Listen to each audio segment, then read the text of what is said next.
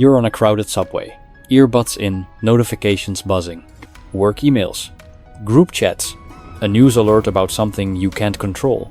Your mind's racing. Did I sound dumb in that meeting? Should I text her back? Why am I so tired? Asterisk. You lean against the window, close your eyes for 1 second, craving silence. Not the kind from turning off your phone, but the kind inside your head. The kind where you're not fighting yourself, not second-guessing every move. You're not alone in this. This world's loud, fast, pulling you in 10 directions.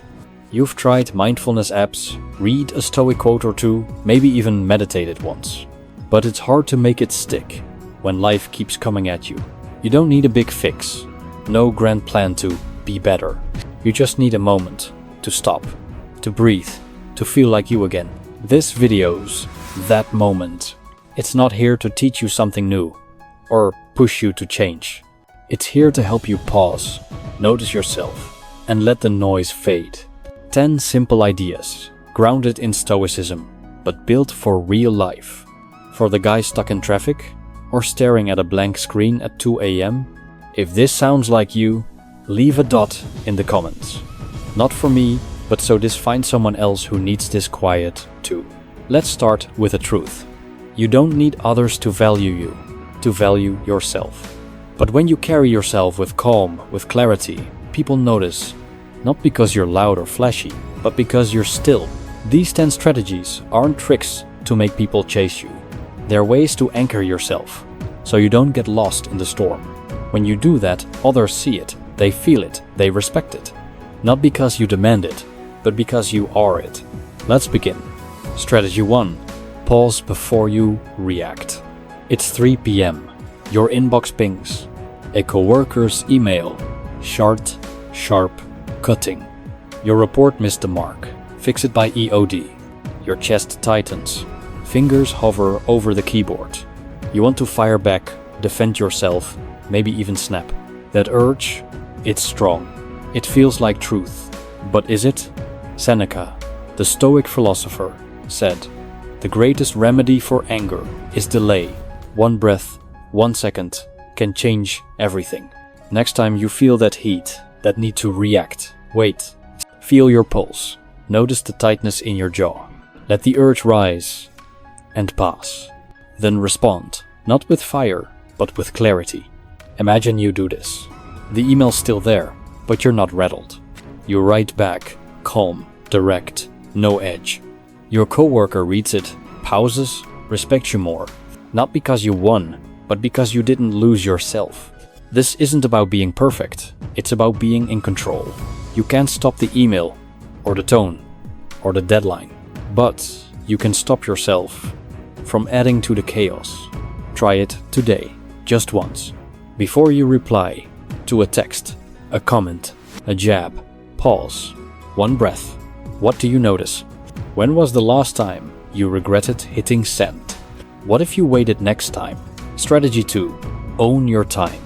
It's on beer PM. You're on your couch, scrolling X. Memes, arguments, another video about productivity hacks. Your eyes burn, but you keep going. Another hour slips away, and you feel heavier. Why do you do this? Because the world's always on, always demanding your attention. But your time, it's yours. Marcus Aurelius wrote, "You have power over your mind, not outside events. Every second you give away, you choose to give." What if you took 1 back? Tonight, set a boundary.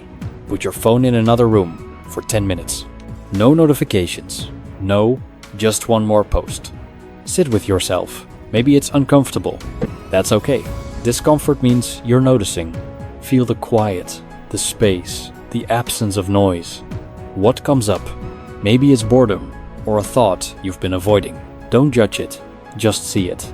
Those 10 minutes, they're yours. Not your boss's, not your friends, not the algorithms. When you guard your time, you guard your peace. Others notice this. Not because you announce it, but because you embody it. They see you focused, present, not scattered. They want to be near that, to learn from it. Start small, 10 minutes today. What steals your time most? What would you do with an extra hour? Strategy 3. Listen without fixing. Your buddy's at your place, venting about his job. His boss is a jerk. His workload's crushing him. You nod, but your mind's half on your phone. Or maybe you're itching to say, just quit, man. It feels like helping, but is it? Epictetus, another Stoic, said, we have 2 ears and 1 mouth. Use them accordingly. Listening, truly listening, is rare. It's not about solving or topping their story or waiting for your turn. It's about being there. Next time someone opens up, try this. Put your phone face down. Look at them. Nod. Let them talk. Don't interrupt. If they pause, let the silence sit. You'll want to fill it, don't. Silence isn't empty. It's space. Space for them to feel heard, to untangle their thoughts. You're not their therapist. You don't need to fix them. Just be a mirror. Reflect their words back. Maybe say, that sounds rough. What's it been like? Watch their face. They relax. They trust you more, not because you had the perfect advice, but because you stayed. This builds something, connection. People don't value you for your solutions. They value you for your presence. Try it. Just one conversation. When did someone truly hear you? How did it feel? Strategy 4. Let go of their opinions. It's 2 a.m. You're staring at the ceiling. A colleague's comment from yesterday loops in your head. Not bad, but I expected more from you. It stings, still. You replay it, wondering what they meant, what you did wrong. Why does it matter so much? Epictetus said, you are not harmed by others' words, but by your opinion of them. Their words are just sounds, until you give them power. Next time this happens, try this. Notice the thought, the sting, the story you're telling yourself. Ask, is this worth my peace? If not, let it drift, like a cloud passing. You don't need to argue, or prove them wrong, or win. You just need to release. Imagine you do this. That comment, it's still there, but it's smaller. You sleep better. You show up clearer the next day. Your colleague notice, not your defense, but your calm. They wonder, how does he stay so steady? That's respect, earned without a fight. You can't control what they say, or think, or whisper, but you can control what you carry. Try it. Next time a yab lands, pause, ask, then let go. What opinion are you holding on to? What if you set it down? Strategy 5. Care for your body. It's noon. You're at your desk. 3rd coffee of the day. No breakfast, no lunch, just getting through. Your head's foggy, your back aches, you snap at a text. This isn't you, or is it? Marcus Aurelius saw the body as a tool, for the mind, for the soul. Neglect it, and everything else cracks. You don't need a gym, or a diet, or a guru. You need one small act. Today, right now, drink a glass of water. Feel it cool, steadying. Or stand up, take 10 slow steps. Notice your feet on the ground. This isn't about health, it's about clarity. When your body's cared for, your mind sharpens. You're less irritable, less scattered. People feel this. They see you grounded, not frazzled. They're drawn to it, not because you're ripped, but because you're present. Stoics knew, small habits build strength. Water, a walk, a deep breath, these aren't chores. They're anchors, keeping you steady in the storm. Try one today, just one. When did you last feel strong in your body? What's stopping you now? Strategy 6. Stay true to your core. You're at a bar, friends debating something loud. Everyone's nodding, agreeing, but it feels off to you. You could speak up, but it's easier to blend in. So you shrug, say yeah, and sip your drink. Inside, something twists. Epictetus said, be what you are. Your truth, your core, it's your compass. Betray it, and you lose yourself. Next time this happens, try this. Say one honest thing. Even if it's small, I see it differently, or I'm not sure about that. Your voice might shake, that's okay. Notice how it feels to stand in your truth. Maybe they push back, maybe they don't. Either way, you're not hiding. People respect this, not because you're loud, but because you're real. They feel your weight, your integrity. You don't need to shout or win or convince. You just need to be you, unapologetically. Try it. One honest word today. When did you hide your truth? What would it feel like to show it? Strategy 7. Keep a quiet mystery. You're at a party. Everyone's sharing their big plans. You feel the pull to spill everything. Your job, your goals, your fears. It's tempting to be seen, to be interesting. But what if you held back? Seneca valued restraint. Not everything needs to be said. A little mystery, it draws people in. Next time you're in that moment, try this. Share one thing, then stop. Let them ask.